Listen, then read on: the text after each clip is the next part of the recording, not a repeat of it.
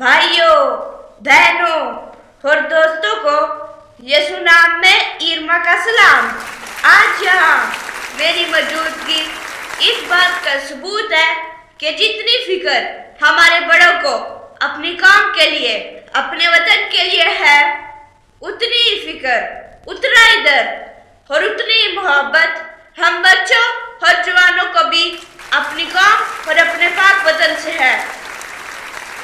जिस तरह हमारे बड़े इस प्रोटेस्ट में शामिल हैं, हम बच्चे भी उनके साथ साथ हैं।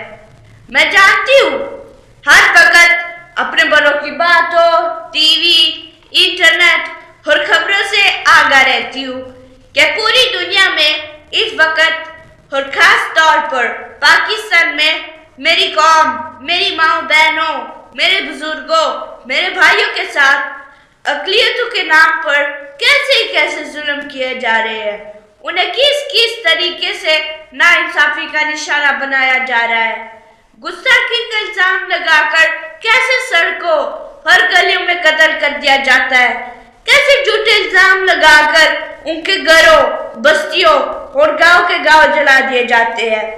किस तरह अदालतों पर दबाव डालकर सालों तक उनके केस लटकाए जाते हैं और किस तरह अदालतों के फैसलों के खिलाफ उनसे उनका जीने का हक छीन लिया जाता है। अदालतों के अंदर या बाहर किस बेदर्दी से उन्हें कत्ल कर दिया जाता है और अगर कोई बेचारा उनके जुल्म और सितम से बच जाए तो मुआशरा किस तरह उन्हें नफरत की निगाह से देखता है। किस तरह वो अपने बूढ़े माँ बाप और बच्चों को दर लिए फिरते हैं और किस तरह अपने मासूम बच्चों को अपने परों तले छुपाने की नाकाम कोशिश करते हैं। मेरे बुजुर्गों, मेरे दोस्तों, मेरे भाइयों, मेरी बहनों, अब वक्त आ गया है कि हम इस जुल्म सितम, इस नाइंसाफी, इस कत्ल गारत और इस इंसानियत सलूक जो हमारे साथ हमारे ही पाक वतन में सिर्फ मजहबी बुनियादों पर किया जाता है, आए आज इस जुल्म के खिलाफ आवाज उठाए या यूरोपियन यूनियन के सामने इकट्ठा होना और मिलकर आवाज उठाना हमारी आजादी है और जुल्म के खिलाफ पहला कदम है। और मैं उम्मीद करती हूँ कि हमारे ये कदम यहाँ ही रुका नहीं रहेगा। हम इसी तरह और ईमानी जज्बे के साथ होने वाली तमाम ज्यादतियों के खिलाफ आवाज बुलंद करते रहेंगे। मैं हुकूमत पाकिस्तान और इस वक्त खास तौर पर यूरोपियन यूनियन से मुतालबा करती हूँ कि मेरी कौम के खिलाफ जो ज्यादतियाँ मजहब के नाम पर की जाती है उसे फौरी तौर पर खत्म किया जाए और इस बात का सबूत होगा 295 का खात्मा, अक़लियतों को पाकिस्तान में जीने का हक देना, इन चार मजहबी दहशत गर्दों के जुल्म से आजाद करना, पाकिस्तान की अक़लियतों को मजहबी आज़ादी देना, इनकी इबादतगाह और मजहबी और सियासी रहनुमाओं को तहफ़्फ़ुज़ फराहम करना। ये सब जिम्मेदारियाँ हुकूमत पाकिस्तान और यूरोपियन यूनियन की ज़िम्मेदारान की है।